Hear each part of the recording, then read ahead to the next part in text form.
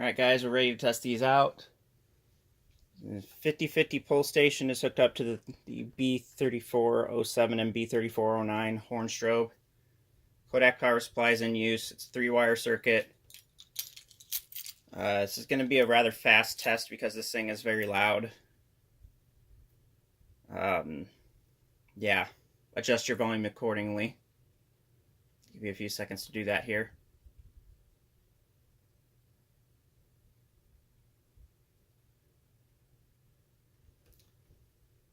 3, 2, 1.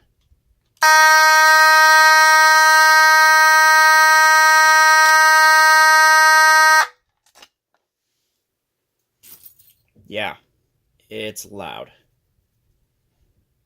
So that is the functional test of the ADT B3407-024 and B3409-024 horn strobe and the ADT 5050-001 pull station. Rate, comment, like, subscribe, you know the drill, and I'll see you guys later.